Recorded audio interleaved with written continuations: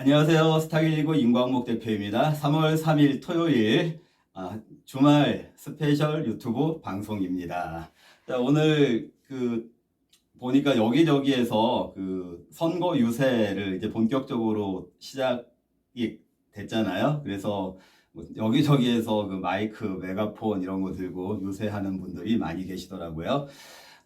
제가 오늘 이렇게 파란색을 입었다고 그 정당을 지지하나 보다 이렇게 생각을 하실 수도 있겠지만, 또 노트는 빨간색이니까 그 선택은 사람을 보고 하는 게 좋은 것 같아요. 저 개인적인 생각으로는요. 사람을 보고 하는 게 좋은 것 같고, 또 지나가다가 우리 파란색을 입은 분들이 많이 보이시면 우리 재밌게 말씀하신 이재명 대표님처럼 쉐쉐 하면서 수고하십니다 이렇게 말하고 지나올 수도 있는 거고, 또 빨간색을 입고서나 이제 요새를 하시는 분들이 계시면은 우리 한동훈 위원장처럼 아, 같이 잘해봅시다, 화이팅입니다 이렇게 응원을 하고 지나오는 그런 정치에 동참하는 국민들의 자세도 나쁘지 않다, 나쁘지 않을까 이런 생각을 해봤습니다. 너무 양극으로 치닫고 있고 너무 적대감, 자기 편이 아니면은 너무 몰아가는 그런 풍토가 좀 어떻게 보면은 굉장히 무섭게 느껴지기도 하는 요즘의 정치 현실이니까요. 자, 오늘도 나름 유익하고 또 재미있는 내용으로 여러분들과 이 주말 방송을 진행을 해야 될 텐데, 이런 생각을 하면서 무슨 얘기를 가지고 해봐야 되나 이런 고민을 좀 해봤는데요. 또 언제나처럼 좀 두서가 없다고 하더라도 제가 나름대로 오늘 이제 주제들을 가지고 진행을 해볼 테니까 여러분들이 끝까지 함께 시청을 해주시면은 감사할 것 같습니다. 자, 우선 오늘은 Q&A는 아니고 문자 주신 분 중에 이 유튜브가 실제적으로 도움이 되는구나 하는 거를 제가 느낄 수 있는 그런 문자를 주신 분이 계셔가지고 그 문자 내용을 한번 읽어 보겠습니다. 이제 곧 구독 100명이 되겠네요. 급증할 것입니다. 개인들이 알기 어려운 파생이나 외인 동향들 잘 알려주셔서 감사해요. 많이 가르쳐 주세요. 이렇게 저는 사실은 이분이 누군지, 그러니까 얼굴은 뵌 적이 없는데 이분이 이제 이름 성씨 이런 거는 알고 있어요. 나이도 알고 있고 얼굴은 뵌 적이 없어요. 근데 이분이 지금 이제 우리 유튜브의 구독자이긴 하는데, 이 구독자이기 전에 인연이 하나가 있었어요. 사실은요. 뭐냐면은 여러분들 아시겠지만 제가 이제 이 책을 어떻게 알았고 누구의 통찰인가, 이 책을 사실은 제가 이제 크리스찬이다 보니까 뭐 이렇게 기도하던 중에 갑자기 떠오른 생각이었어요. 이런 관련된 책을 한번 써봐야 되겠다 이런 생각이 갑자기 들어가지고 기도를 하다가, 그래서 제가 좀 성격이 좀 급한 편이거든요. 그래서 이왕 생각이 났으니까 빨리 시작하자 해가지고 이제 작년에 이제 막 쓰게 된 건데, 이 책을 출판을 하고 나니까 아무래도 제일 궁금한 거가 책이 어떤 반응이 오는지 이런 게 궁금하잖아요. 그러니까 뭐 서점에서 판매가 어떻게 되고 있는지 이런 것들을 이제 계속 또 확인도 해봐야 되겠죠. 아무래도 누구나 다 그렇지 않겠습니까? 자, 그런 과정 중에 이제 책을 검색을 해보니까 또 깜짝깜짝 놀랄 때가 있었던 거예요. 뭐냐면 무슨 전혀 모르시는 분들인데 무슨 예를 들어서 자녀들 잘 키우기 위한 뭐 전국 엄마들의 무슨 카페라고 하나요? 카페 모임, 그런 이제 온라인 모임이겠죠. 거기서 서로 정보 교류하는 그런 데에 또 이렇게 추천 도서로 해가지고 올려주신 분도 계시더라고요. 그럼 그 댓글들이 굉장히 반응이 좋아요. 그래서 이렇게 이런 식으로 홍보를 해주시는 분이 계시는구나. 근데 그분들한테 개인적으로 연락을 드릴 수는 없잖아요. 누군지 모르니까. 그런 분들도 계셨었고, 또 깜짝 놀랐던 거는, 제가 이제 모교가 연세대이지만, 제가 또 그렇다고 해서 그 연세대에 이 책을 넣어달라고 할 수는 없는 거잖아요. 그런데 우연히 검색을 해보니까 그 연세대 도서관에 소장이 돼 있는 거예요. 이런 또 보니까 전혀 관계없는 우리 광주에 있는 다문화 도서관 같은 데도 소장이 돼 있고, 또 계룡시에 있는 국립도서관인가요? 이런 데들 좀 제가 알기로는 문턱이 좀 높은 도서관들도 알고 있는데 이제 그런 데서 그 사서님들이 보시기에 그래도 괜찮은 책으로 평가가 되니까 선택을 하셔가지고 소장을 해주셨겠죠. 그런 일들이 있었어요. 그러던 중에 또 검색을 하다 보니까 갑자기 어느 분이 그 블로그에다가 제 책을 소개를 한 거예요. 그래서 이제 제가 이것도 뭐냐 하고 이제 그 블로그 내용을 읽어봤을 거 아니겠어요. 그랬더니 이제 그분이 책을 읽어본 뭐 그런 느낌에 대해서 이제 글을 올리셨는데 또 제가 생각하기에는 제가 쓴 의도하고 전혀 다른 평가를 하고 계신 부분이 있더라고요. 그러니까 저는 그런 얘기를 한 게 아닌데 그분은 그렇게 해석을 해가지고 좀 제가 보기에는 잘못된 해석을 해가지고 이렇게 이제 그 블로그를 써놓으신 것 같아서 제가 좀 고민을 했어요. 이거를 그 저자라고 밝히고 이거를 댓글을 달아놔야 될까 아니면 그냥 모른 척 해야 될까 잠깐 고민을 하다가 그래도 좀 바로잡고 싶은 그런 마음이 있어가지고 제가 댓글을 달아놨죠.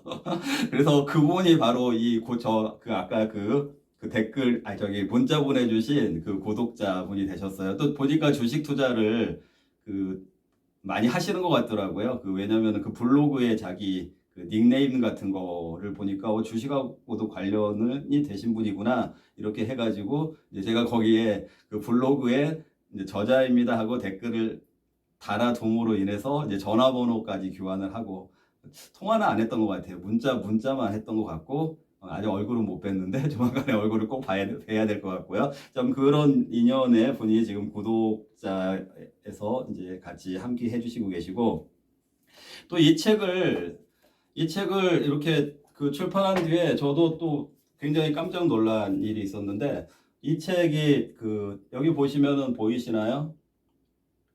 뭐 챗 GPT 미래 세대 이렇게 돼 있고 뭐 뒤에는 뭐 삼성전자에서 이렇게 광고도 하고 있는 이런 이제 월간지인데 이 월간지에서 이 책이 리뷰가 됐어요. 그래서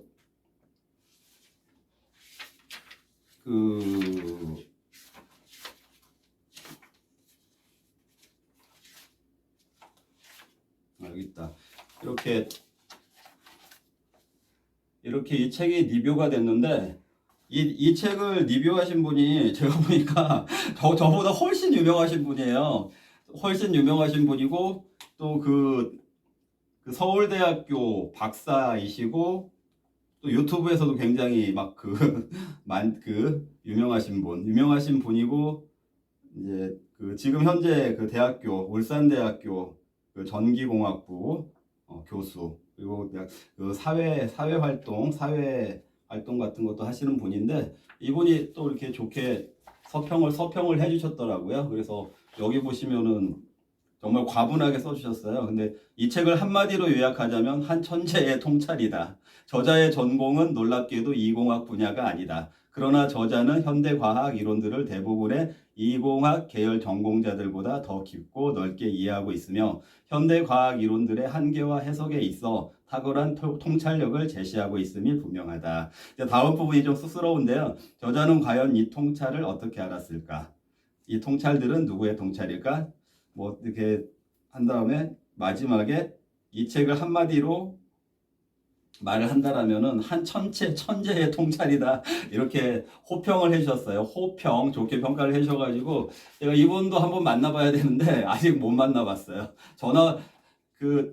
전화번호도 사실 몰라가지고 여기 이제 자기 이메일 같은 거가 나와 있어가지고 그렇게 해가지고 연락해가지고 전화통화만 한 2번 정도 울산에 계시니까 바쁘실 거 아니겠어요? 그래서 아직까지 못 만나봤는데 그런 일도 있었습니다. 그래서 이렇게 온라인이나 이런 책도 그렇고요. 이런 매체를 통해서 만들어지는 그런 인연, 이런 관계, 이런 것들이 가능한 사회다. 여러분들도 이런 거 한번 잘 활용해 보시면 좋을 것 같아요. 물론 이제 저하고 이렇게 유튜브에서 만나고 있으니까 여러분들과도 또 더 좋은 관계로 발전이 될 거다라고 저는 희망을 하고 있습니다. 그리고 보니까 어제 제가 잠들기 전까지만 해도 99명이었는데 아침에 보니까 100명으로 채워져 있더라고요. 이분께서 말씀해 주신 것처럼 100명으로 채워졌는데 또 누가 한 분이 빠지시면은 다시 밑으로 내려가겠죠? 아니면 한 분이 들어오시면 위로 올라가겠죠? 주식처럼 떨어질 수도 있고 올라갈 수도 있고. 자, 지켜보도록 하겠습니다. 자, 오늘은 제가 사실은 이제 어제 지면에서 보니까 그 효성의 그 조성래 회장님께서 돌아가셨어요. 이제 유명을 달리 하셨는데, 뭐 연세가 뭐 적은 연세는 아니시니까, 35년생이시니까, 뭐 호상이시고, 뭐 이제 또 중간에 뭐 한 7, 8년은 그 숙환으로 인해서 또 암판 정도 받으셨었고, 고생을 하셨지만, 그래도 뭐 호상이신 걸로 알고 있고, 그리고 또 뭐 복이 많으신 분이시잖아요. 그래도 돌아가셨는데 제가 이제 이분 돌아가신 거를 보면서 이분이 사실은 전경련 회장님도 하셨어요. 전경련 회장님도 하셨기 때문에 이 전경련의 회장님들 얘기하고 좀 비하인드 스토리, 제가 알고 있는 비하인드 스토리, 제가 전경련에 근무했으니까요. 그래서 전경련 이름은 지금은 바뀌었어요. 지금은 또 나중에 다시 돌아올 수도 있는데 지금은 한국 경영자 이렇게 점점 해가지고 바뀌었는데 그 정경련 관련된 비하인드 스토리 여러분들 들어볼 만한 내용이니까 제가 한번 말씀드려 보려고 해요. 이제 제가 이제 정경련에 입사를 했을 때는 정경련 회장님이 최종현 회장님이셨어요. SK 최종현 회장님. 근데 전에는 진짜 4대 그룹에서 돌아가면서 했었거든요. 현대 그리고 삼성 이건희 회장님, 그리고 이제 LG 구자경 회장님, 그리고 이제 SK 뭐 이런 식으로 그룹 서열별로 이렇게 회장님을 이제 그렇게 내려오고 있었는데, 제가 입사를 했을 때는 SK의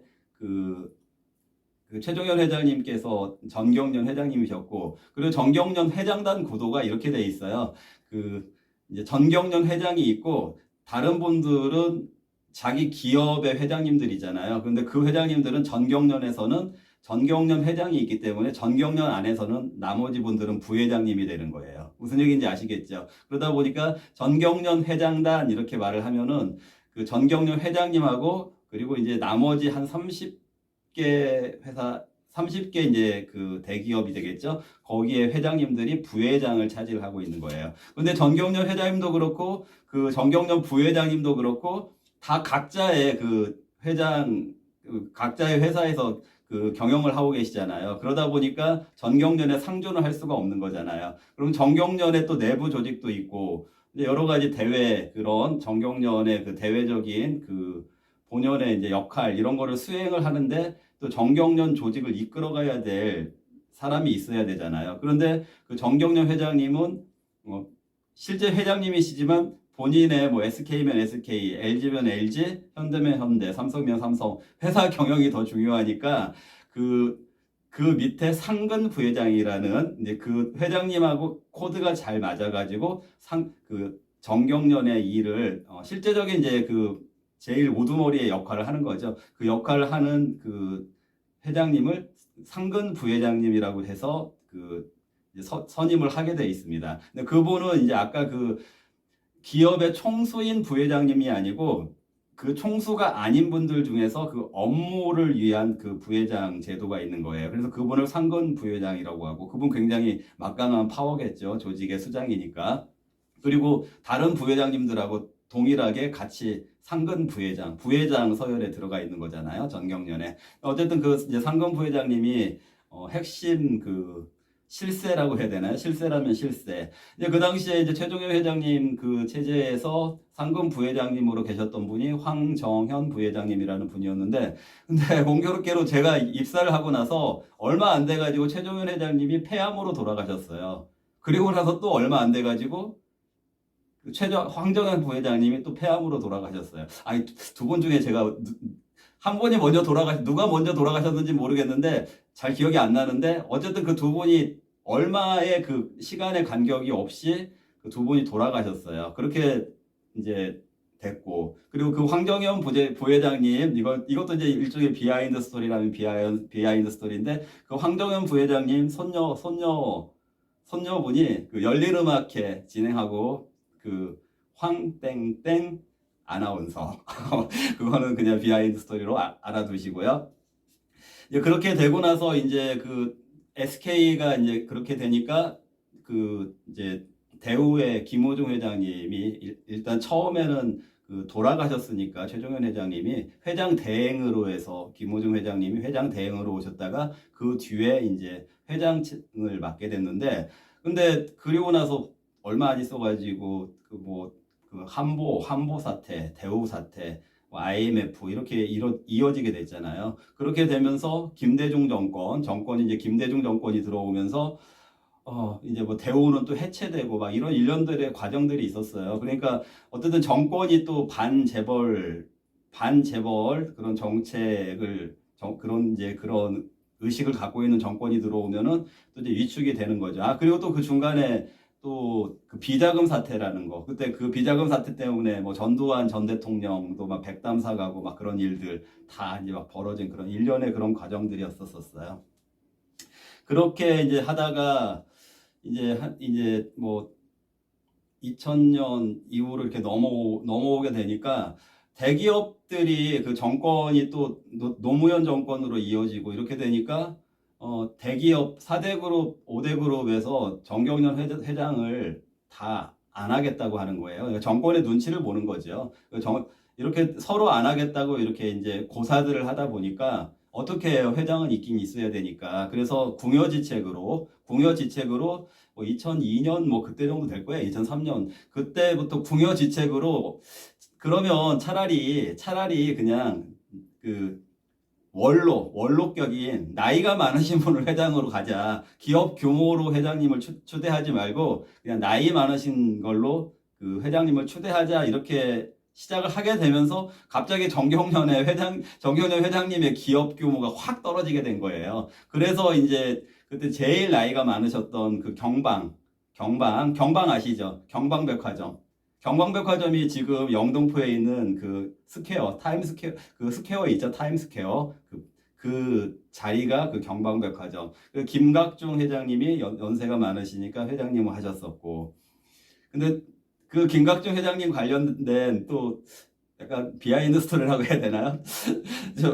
그 김각중 회장님 그 경방이다 보니까 그 경방 회사 위치가 지금 그 영등포 타임스퀘어 그 자리예요. 근데 이제 그 굉장히 안 좋은 건데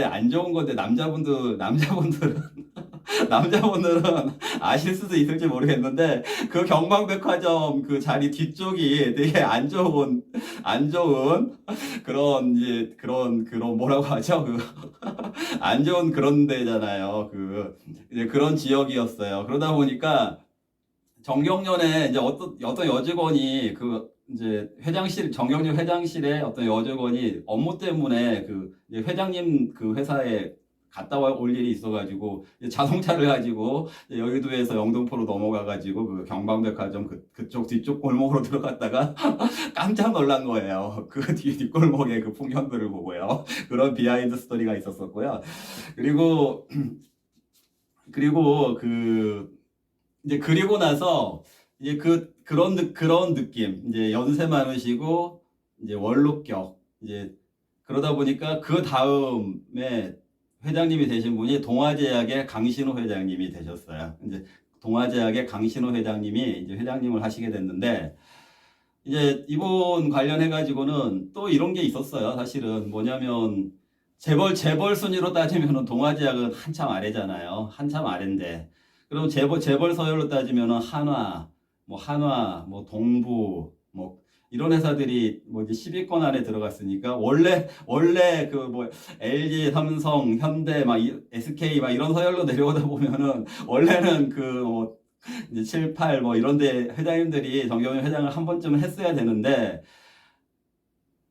뭐 애매한 분위기잖아요. 원래 자기들이 해야 될 것 같은데 그 정권 이런 문제 때문에 이제 재벌 서열로 보면 한참 아래인 회사에서 정경련 회장을 맡고 있으니 그 정경련 회장단 회의에도 나오고 싶은 생각도 안 들었을 수도 있고 뭐 별로 재미도 없고 막 이러니까 어떤 회장님들은 강신호 회장님한테 이런 말도 한 적이 있었어요. 그때 강신호 회장님이 그 지금도 얼마 전에도 그 한미사이언스 해가지고 모녀, 그다음 모녀, 뭐 이렇게 형제 막 이런 갈등이 있었잖아요. 이런 것처럼 그 동아제약도 약간 그런 비슷한 갈등이 있었어요. 그런 데들이 많아요. 그 샘표도 그랬었고 그런 이제 갈등들이 약간 있다 보니까 세간에는 뭐 강신호 회장님이 너무 욕심이 많은 거 아니야? 막 이런 얘기도 살짝 들렸었고 그러다 보니까 회장들 회의에서 그 이제 아까 말씀드렸던 것처럼 좀 서열상 위에 있는 그 재벌 서열 재계 서열상 위에 있는 회장님들이 강 회장님은 이제 그 좀 자제분들한테 물려주고 떠나실 때도 되지 않았습니까? 막 이런 말도 공공연하게 막 나오기도 해요. 그 세상살이라는 게 그런 얘기 안 나올 것 같죠. 그 회장님들 수준에서 나오는 대화에서요. 근데 그런 얘기도 나오더라고요. 또 이제 그런 말씀 하신 회장님이 제가 이제 그 회장님을 누구라고 딱 지칭해서 말씀드리기는 좀 곤란하니까 이제 그건 이제 제가 사석이라면 말씀드릴 수 있지만 그런 말씀을 하신 회장님이 또 가족애가 굉장히 강하신 분이세요. 그래서 뭐 이제 여러분들이 좀 눈치가 있으시면 아시겠지만 막 그 자기 아들들 막 챙기느라고 사회적으로 좀 무리도 일으키고 그랬던 회장님이신데 그 회장님이 또 가족애가 있다 보니까 굉장히 효자신 것 같아요. 제가 그냥 개인적으로 봤을 느낌으로 그냥 이런 정황으로 봤을 때 그렇잖아요.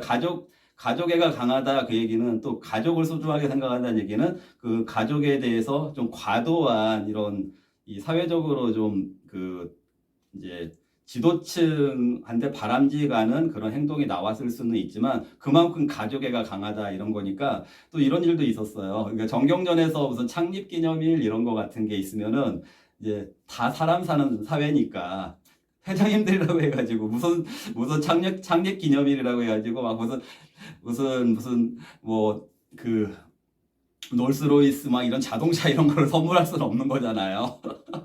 그러니까 어떤 선물 같은 걸 하냐면은요, 막 무슨 저기 지리산 같은 데에 이렇게 진짜 그 명인이라고 하죠. 그런 분들이 만든 고추장 이런 거 이렇게 해가지고 고추장 하나씩 이런 거를 선물하고 그래요. 그 창립 기념일에. 물론 이제 직원들도 하나씩 선물을 하기도 하겠죠. 받기도 하죠. 이제 그런데 그 회장님 비서실에서 그 다음날 며칠 뒤에 전화가 온 거예요. 이제 정경련 회장님 비서실로 내용인즉 그 회장님 어머니가 고추장이 너무 맛있다고 하는데 그 고추장 하나만 더 구할 수 없냐고 하나만 더 보내줄 수 없냐고 그 재벌에서 그거 찾아보려면 찾아볼 수도 있었을 거 아니겠어요 어딘지. 근데 그런 풍경도 나오는 그런 조직이었다 이런 비하인드 스토리가 있습니다. 그리고 정말 하이라이트 비하인드 스토리 제가 다음에 또 여러 개 얘기해드리겠지만 오늘 하이라이트 비하인드 스토리 하나 해드릴게요. 강신호 회장님 얘기 나왔으니까 해드리는데 이 회장님이 이제 연세도 강신호 회장님도 얼마 전에 돌아가셨어요. 작년에 돌아가셨나? 예, 작년에 돌아가신 것 같은데 그 강신호 회장님이 이제 아무래도 이제 그 상근하시는 게 아니니까 그 회사의 비서실하고 이제 비서실에서 하고 많이 일을 하는 거고 정경련 회장단 그 회장 비서실하고 그 동아제약 회장 비서실하고 서로 이렇게 소통하면서 일을 해야 되는 그런 경우가 많을 거 아니에요. 그런 상황에서 그 이제 퇴임을 하시게 됐는데 그 연락이 온 거예요. 연락이 왔는데 어떻게 연락이 왔냐면은 그 강신호 회장님이 이제 퇴임하시니까 정경련 회장단 그 비서실 직원들하고 이제 끝나는 날이니까 어쨌든 회식이든 마무리 뭐 이런 걸 한번 하셔야 될 거 아니겠어요? 전체적으로는 그 퇴임식을 하겠지만 그래서 비서실 식구들하고는 이제 회식을 하기로 잡혀 있었던 거예요. 그래서 이제 비서실 직원들만 이제 참석을 하는 걸로 돼 있었는데 이제 갑자기 동아제약 쪽에서 연락이 온 거죠. 정경련 직원들 중에서 일반 다른 파트의 직원들 중에서 회장님 이제 퇴임하시니까 그 식사 모임에 나오고 싶으면은 나와도 된다.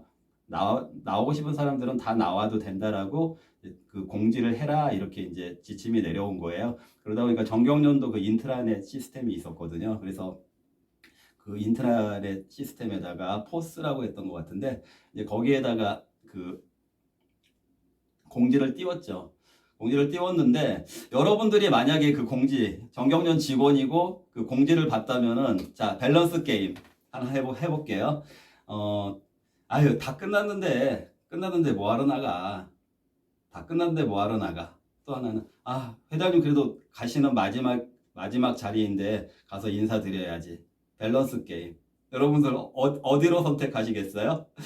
근데 이제 어떻게 됐냐면 대부분의 사람들이 참석 안 했죠. 대부분의 사람들이 참석을 왜 안 했냐면 뭐 바쁘니까 참 개인적인 일정이 있으니까 참석을 안 했을 수도 있고 또 갑자기 공지가 올라왔으니까 그랬을 수도 있고 또 이제 또 어렵잖아요. 일반 직원들이 회장님 이렇게 우러러보기도 쉽지 않은 그런 포지션인데 그 자리가 이제 불편할 수 있으니까 그래서 참석 안 한 사람들도 있고 뭐 가는 마당에 뭐 회식까지 해 막 이렇게 좀 그런 사람들도 있잖아요. 이렇게 뭐 가는 마당에 그냥 나가지 뭘 또 회식까지 해 막 이런 사람들도 있어요. 정말 그런 사람들도 있더라고요. 이렇게 살다 보면은요. 이제 그래서 안 한 사람들도 있고 또 근데 일부지만 회장님 그래도 마지막 가시는데 너무 섭섭하다 그러면서 참석해야지 이래가지고 참석을 하신 분들도 계셨는데 무슨 일이 생겼냐면 아무도 예측할 수 없는 일이 생긴 거예요. 왜냐면은 정말 예측할 수 없는 일이 생겼어요. 거기에 이제 뭐 그렇게 많이는 아니지만 뭐 10여 명 정도 참석을 했겠죠. 그 비서실 직원들까지 해서. 그런데 회장님이 갑자기 뭐를 하나 준비를 해 오셨어요. 뭐를 준비를 해 오셨냐면은 금 한 양이라고 하죠. 그러니까 10돈. 금 한 양 이렇게 골드바를 준비를 해 오셔가지고 자기가 세간에서는 뭐 아까 그 무슨 형제 막 뭐 그 부자 뭐 이런 갈등 그런 것도 막 뭐 언론화 되기도 했으니까 그런 얘기도 있지만 자기 절대 그런 사람 아니라고 이제 또 그런 말씀도 하시면서 거기 참석하신 분들한테 그동안 고생 많았다고 하면서 골드바 하나씩 주셨어요. 그 골드바가 지금 금시세로 하면은 얼마가 되는 거죠? 얼마가 되는 건지 계산해 보시고요. 그런데 정말 그거를 주셨는데 정말 그 다음날 정영현 회사가 뒤집어졌죠. 어떻게 뒤집어졌냐면 진짜 웃긴 사람들이죠. 갈 걸 그랬다. 억울하다. 갈 걸 그랬다. 내가 왜 안 갔지? 막 이런 분위기. 이게 세상 돌아가는 그런 일이더라고요. 그런 비하인드 스토리들이 있고요. 제가 이제 비하인드 스토리는 이거 말고도 많이 있지만 또 이제 다음 시간 이제 두고두고 이제 여러 가지 얘기를 하나씩 또 풀어드리고요. 오늘 비하인드 스토리만 얘기를 많이 하면 너무 또 그러니까. 근데 정경련 이 역사를 보면은 이제 그 기업 측면에서 보면은 이런 부분이 있어요. 얼마 전에 노소영 관장님 있죠. SK 최태원 회장님하고 막 세기의 이혼 분쟁하고 있잖아요. 노소영 관장님이 막 그거 내놨잖아요. 자기들 SK 비자금 300억. SK 비자금 300억으로 노태우 전 대통령이 줬고 그걸로 인해서 SK가 성장했으니까 자기는 재산 분할 더 받아야 된다. 이제 그런 거를 근거 자료를 제시를 했잖아요. 놀라운 일이죠. 놀라운 일인데 근데 배신감이 얼마나 컸겠어요. 그분 입장에서는요. 어쨌든 혼외에 막 그런 게 있었으니까. 그런데 근데 이제 뭐 그런 거에 대한 판단을 말씀드리는 게 아니고 이거는 분명히 있어요. 뭐는 있냐면은 노태우 전 대통령 때에 SK하고 사돈이 됐잖아요. 사돈이 되고 나서 SK 최종현 회장님이 정경련 회장도 되셨고 그렇게 해가지고 그전에는 한국이동통신 공기업이었거든요. 한국이동통신. 근데 한국이동통신이 민영화 과정에서 한국이동통신을 SK가 가져왔잖아요. 그게 지금 SK텔레콤. 그러니까 어떻게 보면은 그냥 추측해 보면 정경련 회장하고 정권하고 딱 맞아 떨어지면은 사업적으로 플러스 되는 부분이 분명히 있었을 거예요. 그 부분 말씀드리는 거고 이제 그리고 나서 뭐 이제 김대중, 노무현 막 이런 정권에서는 오히려 막 정경련 안 하려고 했다고 했잖아요. 오히려 하면 밉보일 것 같으니까 이제 그랬다가 이명박 대통령 들어가지고 이명박 정권 들어선 다음에 이제 잘 나가게 된 회사가 효성이잖아요. 효성. 아까 이제 조성래 회장님 돌아가셨다고 해가지고 얘기하고 있는데 그때 효성그룹이 이제 한참 또 이제 사돈 효성 자체가 사돈은 아니지만 효성하고 한국타이어그룹하고 형제인 건 아시죠? 이제 한국타이어의 둘째인가 그분이 그 이명박 대통령 사위가 되는 거잖아요. 근데 사돈 관계가 되니까 효성이 그때 주가도 많이 올라가고 그래서 아마 그 효성 조성래 회장님이 갑자기 막 주식 부자 주식 부자 막 서열 있잖아요. 막 그런 서열에 그 몇 위 안에 막 올라가고 막 그런 분위기였었어요. 그랬다가 이제 갑자기 건강도 안 좋아지셨지만 또 문제가 그 비자금이 항상 문제가 되더라고요. 2000년 이후 2010년 막 이때인데도 또 무슨 비자금 그 문제가 있었잖아요. 그래서 조성래 회장님 그 아들분들이 있었었고 또 뭐 조성래 회장님도 일본 뭐 이렇게 관련해가지고 뭐 그런 뭐 이게 어떻게 뭐 나중에 뭐 무죄가 나왔는지 어쨌는지까지는 모르겠는데 그런 비자금 이런 것 때문에 그 정경련 사임하시겠다라고 하셔가지고 정경련 물러나셨어요. 그런데 물러나시기 전까지는 어쨌든 정권하고 코드도 맞고 코드가 맞는 정권이면서 정경련 회장 하니까 효성이 뜨게 됐다라는 거죠. 그렇게 뜨게 됐고 이제 그리고 이제 물러나시면서 약간의 슬럼프는 있었지만 그 뒤에 다시 전성기가 오죠. 그게 이제 효성이 갑자기 효성 첨단 소재 그리고 효성 TNC 막 이런 회사들이 이제 변신을 하게 됐잖아요. 그래서 단순하게 동양 나일론 출시 그 동양 나일론으로부터 시작되었던 그 막 이불 만들고 이런 회사가 아닌 막 첨단 소재 회사로 그 탈바꿈하게 된 거잖아요. 그 부분 이렇게 된 부분이 있었었고 그리고 나서 이제 그 한참 동안 이제 뭐 허창수 회장님 GS의 허창수 회장님이 계속 서로 안 한다고 하니까 이제 그분이 계속 하시다가 이제 최근에 이제 중간에 뭐 이제 또 그 국정농단 뭐 탄핵이 있었었고 우리 문재인 정권이 있었었고 이제 그때는 또 쥐죽은 듯이 있었었고 그리고 또 쥐죽은 듯이 있을 수밖에 없었던 거가 그 말도 안 되는 부회장 뽑아 놓으셔가지고 막 그 청문회 할 때 뭐 그 뭐죠 그 촛불 여기 계신 분들 중에 안민석 의원이 그랬잖아요. 여기 있는 사람들 중에 촛불 시위에 나가보신 분 계십니까? 이러니까 그 회장단의 회장님들이 자기가 나가봤다고 손들겠어요? 당연히 안 들죠. 그걸 나갈 리도 없겠지만. 그런데 또 거기에 무슨 정권에 아부하듯이 그 부회장이라는, 상근 부회장이라, 저 그분 잘 아는 사람이에요. 상근 부회장이라는 사람이 뭐 손들어가지고 나가봤다고 이런 식으로 얘기하잖아요. 그러니까 당신은 재벌 아니잖아. 이런 얘기 들었잖아요. 근데 그 사람, 그런 사람들 정말 전 개인적으로 그냥 밥맛이거든요. 그런데 어쨌거나 이제 그렇게 되다가 이제 최근에 이제 아이고 죄송합니다. 볼펜이 떨어졌어요. 잠깐 죽겠습니다. 최근에 이제 정경련 이름도 바뀌었지만 그 류진 회장님이시죠. 풍산이 정경련 이제 그 회장이 되셨잖아요. 그런데 코드 아까 말씀드렸죠. 그 코드 정권 코드도 맞고 또 그 정경련 회장 자리에 올라서니까 풍산 주가 어떻게 됐습니까? 풍산 잘 나가잖아요. 물론 이제 풍산이 방위 산업도 하고 있으니까 풍산 주가 많이 올라갔죠. 이런 코드 잘 보시면은요. 정경련 그러니까 제가 정경련이라고 할게요. 정경련이라고 하는 게 더 이제 일반적으로 알고 있으니까요. 정경련 회장직을 맡고 그 회장직이 정권하고 코드가 맞으면은 기업이 많이 성장하더라. SK, 효성, 풍산까지 보시면은 그런 이제 그 스토리 또는 히스토리가 있으니까 여러분들이 그런 맥락에서도 물론 이제 막 정경유착 이런 게 타당하다 이런 말씀을 드리는 건 아니고요. 맞지 않지만 또 한편으로는 정권에 반항하는 기업치고 잘 나갈 수는 없다 이런 부분들도 있잖아요. 정경유착은 아니지만 그 민관 합동으로 해가지고 우리 경제 성장을 이끌어야 되는 그런 책무를 갖고 있는 두 주체니까요. 그런 관점에서 제가 이제 드리는 말씀, 그런 코드와 회장직과 정권의 그 정치 코드하고 관련해가지고 그 코드가 잘 맞았을 때는 그 회사의 주가가 많이 올라가더라. 이런 맥락에서 여러분들이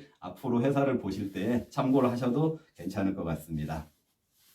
자, 두 번째 주제는요. 제가 아까 조성래 회장님의 그 효성 TNC, 효성 첨단 소재 이렇게 바뀌었다고 했잖아요. 그거 관련해가지고 어쩌다 첨단 기업. 어쩌다 땡땡땡 이 주제로 한번 말씀드려 볼게요. 만약에 효성 나일론 이 회사가 나일론도 어차피 석유에서 나오니까 그 여기잖아요. 그 화학이잖아요. 화학이고 또 그 화학으로 인해서 그 타이어 같은 것도 만들잖아요. 그러니까 한국 타이어하고 관계 회사라고 했죠. 이런 구조인데 정말 이 연구를 그냥 이렇게 실 뽑아내고 이런 거에서만 멈췄다라고 하면 그러니까 말하자면은 조성래 회장님처럼 그 기술 경영 이런 거를 강조하지 않았다고 하면 조성래 회장님은 그 당시로서는 흔하지 않게 그 유학파세요. 그것도 공과. 그래서 와세다 일본 와세다 대학에서 화학 전공하셨고 아마 그 미국 일리노이 대학에서 그 화공학 석사 하셨을 거예요. 근데 그러던 중에 이제 자기는 교수를 하고 싶다고 해가지고 이제 공부를 하셨던 분이신데 이제 그 효성 조홍재 회장님이 창업주시거든요. 그때 효성물산, 동양 나일론 막 이런 그 전신이죠. 그 회사에서 빨리 귀국해서 사업 배워라 해가지고 이제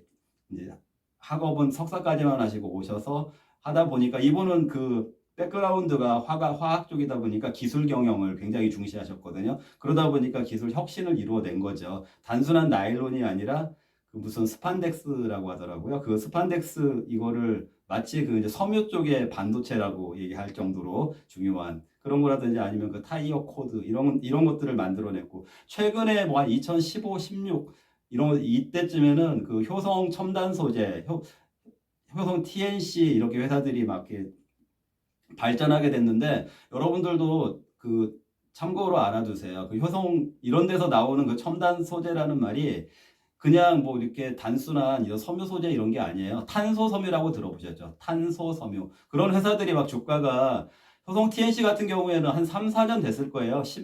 뭐 한 10만 원, 9만 원 했던 주가가 거의 뭐 80만 원, 90만 원 이렇게 올라갔잖아요. 막 한 6개월 사이에 그렇게 10배 올라갔어요. 그때는 이게 이제 그 정경련 회장도 물러나시고 슬럼프가 있었지만 정말 기술로 이렇게 혁신을 해가지고 2017년, 18년 막 이때 이렇게 해가지고 그 회사가 기술적으로 성장을 하게 된 거죠. 정말로 이제 기술적으로 혁신을 통해서 성장을 하게 된 거죠. 그래서 이번에 조성래 회장님 돌아가시니까 그 추모에도 기술 경영을 잘하신 분이다 이렇게 말씀들을 하는 거예요. 그런데 제가 이제 말씀드리는 거는 그 효성이 나일론에서 그렇게 그 탄소 섬유까지 탄소 섬유가 뭐냐면은요 철보다도 강해요. 근데 무지무지 가볍죠. 그러다 보니까 예를 들어서 고층 건물 같은 거 이렇게 막 크랙 같은 거 생기잖아요. 그러면 옛날 같은 그 붕괴 위험 있으면은 거기를 철골 같은 걸로 보수를 해야 되는데 지금은 가벼운 그 탄소 섬유 가지고 보수를 하거든요. 왜냐면은 철보다 더 강해요, 그게. 근데 무게는 너무 가볍고 그런 소재를 이제 효성에서 효성 TNC나 효성 첨단 소재 이런 데서 만들어낸 거예요. 이렇게 되다 보니까 어떻게 보면은 우리 산업이 또 이런 측면으로 봤을 때는 이 첨단 소재가 이렇게 중요한 거구나. 이런 분위기가 이제 그런 붐이 일어나면서 여러분들도 아시다시피 요즘에는 여기도 그렇고 저기도 그렇고 갑자기 첨단 소재라는 회사 이름을 쓰는 회사들도 있지만 머티리얼즈라는 이름을 쓰는 회사들도 있잖아요. 머티리얼즈 영어로 발음하다 보니까 머트리얼즈. 그러니까 에코프로는 머티리얼즈. 그런데 LS는 머트리얼즈. 똑같은 거예요. 그러니까 어떻게 보면은 이런 분위기, 첨단 소재가 중요하다라는 이 분위기를 선도한 기업이 효성이다라고 이렇게 생각할 수가 있고, 효성의 기술 혁신, 기술 경영 이런 것이 있었기 때문에 단순 화학에서 그게 첨단 소재 그 기업으로 더 성장할 수가 있었다. 혁신할 수가 있었다. 주가도 많이 올랐고 기업도 규모도 커졌고요. 이렇게 될 수 있었는데 제가 이거 관련해서 그 미국들 기업에서도 아까 효성이 어쩌다 첨단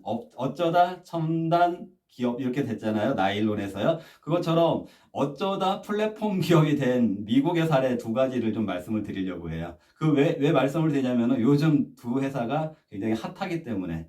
자, 아마존 아시죠? 아마존하고 엔비디아가 이번에 그 미국 나스닥에서 시가총액 3위 막 그 자리 가지고 앞선이 뒷선이 막 이런 경쟁을 했잖아요. 애플하고 MS가 하는 것처럼 그 3위를 아마존이었는데 그거를 엔비디아가 막 이렇게 추격하고 막 이런 관계가 돼버렸잖아요. 그런데 이 아마존하고 엔비디아가 두 기업이 완전 다른 기업인 것처럼 보이지만 또 공통점이 있더라고요. 그 아마존은 베이조스 회장, 그 다음에 그 젠센 황이죠, 엔비디아는요. 근데 이 두 회사들 약간 닮은 꼴이 있어요. 어떤 닮은 꼴이 있냐면은요. 여러분들 아마존 하면은 어떤 회사라고 생각하세요? 아마존 하면. 아마존 하면 아마 그냥 그 이커머스 회사 아니야? 그 전자상거래 회사 아니야? 이렇게 생각하시는 분들이 많으실 거예요. 그쵸? 그 알리바바처럼요. 그런데 아마존이 지금은 이커머스 회사라고 안 해요. 이 회사 자기들 뭐라고 얘기하냐면은 클라우드 플랫폼 회사라고 해요. 클라우드 플랫폼 회사. 우리는 이커머스 회사가 아니다. 클라우드 플랫폼 회사다. 이렇게 말을 하거든요. 이게 어떻게 된 거냐면은요.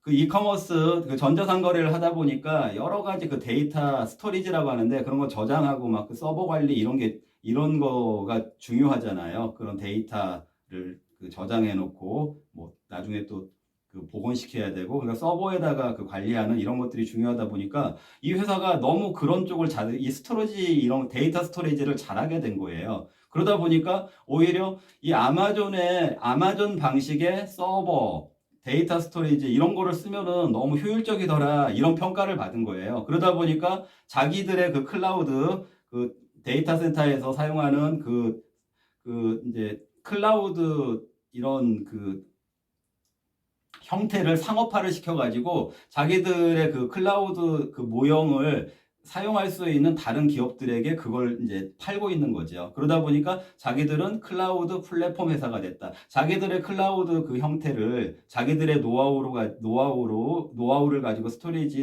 그 데이터 스토리지, 서버 이런 거에 노하우를 가지고 만들어진 이 클라우드 형태의 그거를 이용할 수 있는 그 고객들 그 고객사들이 그걸 사용할 수 있도록 이렇게 만날 수 있게 했다라고 해서 자기들은 클라우드 플랫폼이다. 이렇게 얘기가 되는 거예요. 그러니까 단순한 이커머스 회사에서 클라우드 플랫폼으로 변신한 거죠. 이런 부분들이 우리는 단순하게 삼성전자나 하이닉스도 잘 생각을 해봐야 될 부분이에요. 우리는 그냥 뭐 이렇게 그 반도체 만들어준다고 하면 반도체 만들어주는 회사. 여기서는 그냥 반도체 만들어주는 회사로밖에 그 이상으로 튀어오를 수가 없죠. 근데 이 사람들은 그 기술을 클라우드 쪽으로 변화 확대시켰다라는 이 부분이 있다라는 거죠. 자, 엔비디아 얘기해 볼게요. 엔비디아 예전에는 그 GPU 해가지고 GPU는 하나의 그래픽 카드예요. 그래픽 카드. 그 CPU에다가 연결해서 쓰는 그래픽 카드인데, 근데 오히려 배보다 배꼽이 더 커진 것처럼 CPU하고 거의 맞먹는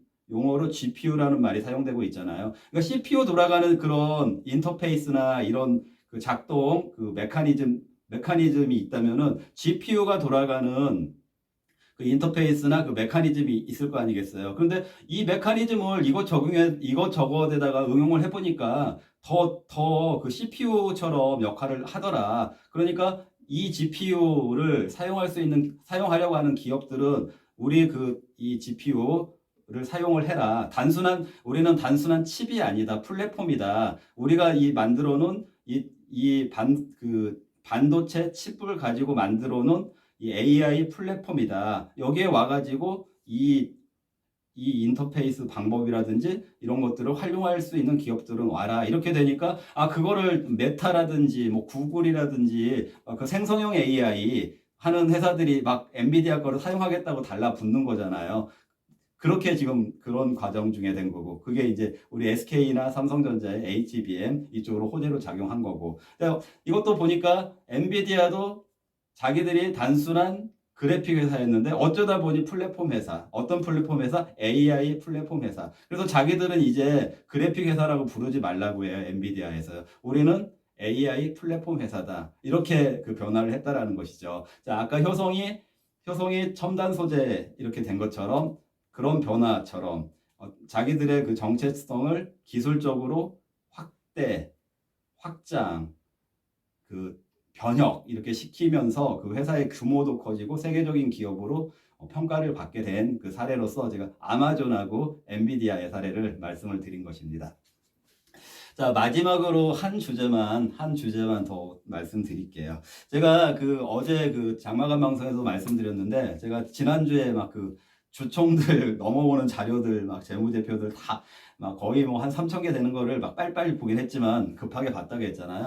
그거 보면서 막 기업들 소팅도 하고 이제 뭐 버릴 종목들 버리기도 하고 리스트업에 올리기도 하고 이렇게 하다 보니까 요즘 이제 반도체 어제 테스 우리 이제 급등 나온 것처럼 반도체가 중요한 타이밍이기 때문에 말씀드리는 건데요. 이제 반도체를 일반적으로 구분하는 걸 뭐 종합 반도체, 뭐 팹리스, 뭐 파운드리, 뭐 테스트 회사 이런 거는 일반적인 구분이고 제가 이제 그 자료들을 정리를 하면서 이제 제가 스스로 이렇게 분석하고 공부를 하면서 느낀 건데, 반도체 회사를 이런 관점에, 우리 국내 반도체 말씀드리는 거예요. 이런 관점에서 볼 수가 있겠구나, 이렇게 생각을 했어요. 뭐 말하자면 뭐 메모리 반도체, 시스템 반도체 이런 구분 말하는 게 아니고요. 제가 제 스타일의 그 반도체를 구분을 한번 해봤다라는 걸 말씀을 드리는 거예요. 저는 보니까 이 반도체들을 어떻게 구분을 해봤냐면은 국내 반도체 관련 기업들을 보니까 첫 번째 SK하고 삼성전자에 의존하는 반도체 회사들이 있더라고요.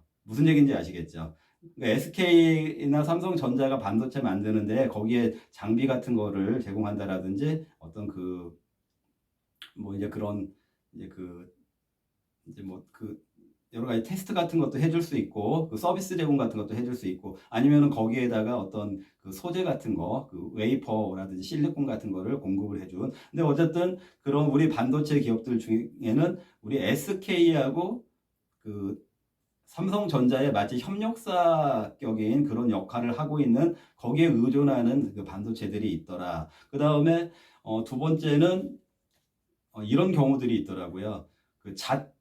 자기 그 기업 집단 그룹이라면 그룹인데 자기 그룹이라면 그룹에 있는 그 회사에 주로 납품하는 그리고 기업사 내에서 그 자기들의 그 매출 역할을 해주는 정말 그 메인 기업이 있는 거죠. 그러니까 그 회사를 보고 버틸 수 있는, 그러니까 자기 회사에다가 납품할 수 있는 구조를 가지고 있는. 그러니까 예를 들자면은 어떤 회사가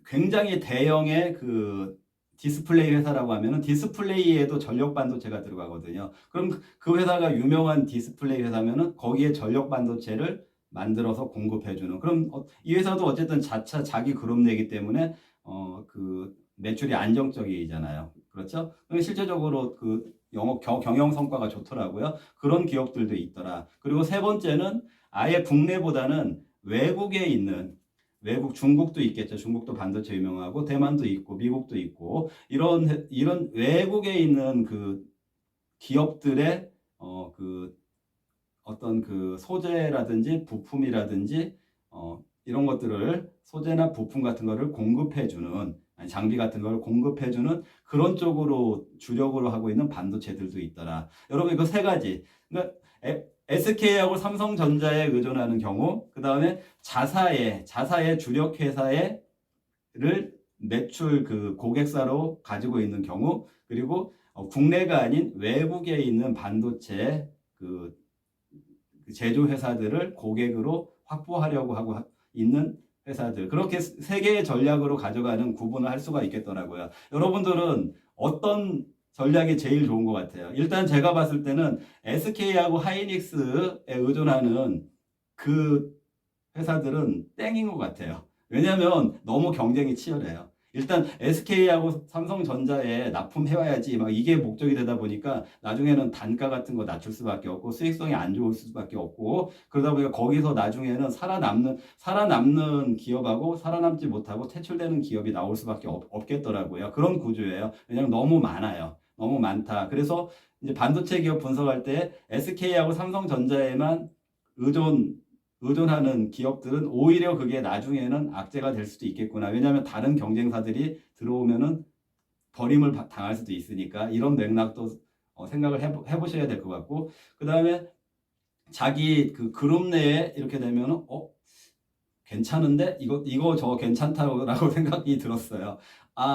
그리고 이제 그런 경우가 보통 보면은 이런 구조가 많아요. 어떤 구조가 많냐면은 재벌이 자기 자식들한테 물려주잖아요. 2세, 3세 이렇게 넘어가잖아요. 그럼 2세까지만 하더라도 아들이 뭐 두세 명한테 물려주면 됐는데 3세 넘어가면 4촌, 6촌 이렇게 되니까 뭐 자기들도 하나씩은 다 맡고 싶은 거예요. 할아버지가 똑같으니까. 안 그러겠어요? 그러다 보니까 뭐 외국에 나가가지고 다 유학시켜주면 외국에서 돌아가지고 홀딩스 같은 거 만들고 아니면 CVC 그 벤처 캐피탈 만들어가지고 막 작전 같은 것도 하고 막 이러잖아요. 돈 모으려고 그런 거 하는 거예요. 그런 구조상에서 그 자기의 그 본체 회사에 그걸 공급하는 하나의 반도체 회사를 가지고 있더라. 이런 회사들 보면 안정적이면서 사업 확장해 나갈 수 있는 그런 모티브가 충분히 있는 것 같아요. 그런 맥락에서도 더 지켜봐야 되겠구나 이 생각을 했고요. 그 다음에 또 하나 좀 외로운 투자이겠지만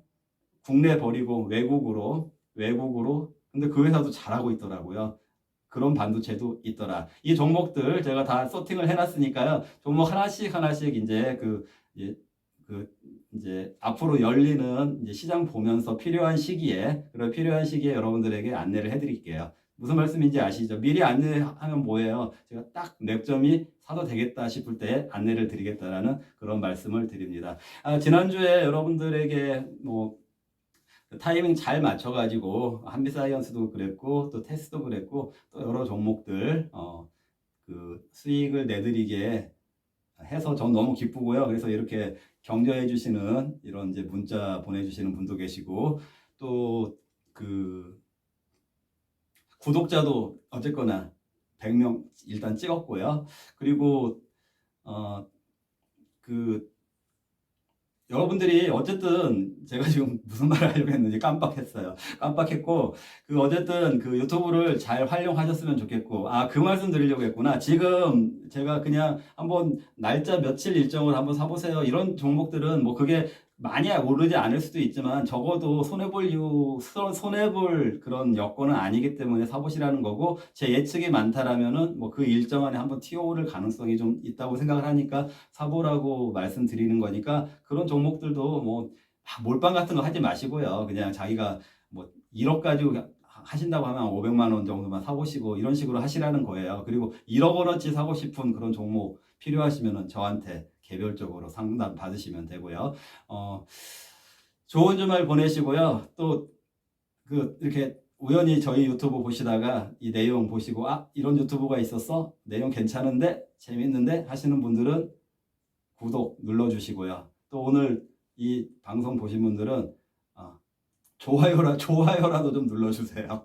저는 왜냐면 이게 제가 좋아요 숫자를 보고 이런 분들은 이제 문자를 주시니까 도움이 되는구나 이걸 알지만 그런 게 없으면은 이게 도움이 되는 내가 지금 일을 하고 있는 내가 누군가에게 지금 도움이 되는 일을 하고 있는 거야? 이런 거를 모르잖아요. 그러면 저도 아니면 내가 지금 벽을 보면서 얘기하고 있는 거야? 이런 생각이 들 수도 있잖아요. 그럼 저도 이걸 계속 해야 되는 거야? 이런 생각이 들 수 있잖아요. 그러니까 여러분들이 이게 좀 계속 되는 유튜브가 됐으면 좋겠다. 앞으로도 지속이 되는 유튜브가 됐으면 좋겠다. 이러면 여러분들이 최소한 좋아요라도 눌러주셔야 되지 않겠습니까? 라고 제가 강하게 마치 저 밖에서 지금 유세하고 계신 국회의원 후보들처럼 연설은 아니지만 강하게 주장을 한번 해보겠습니다.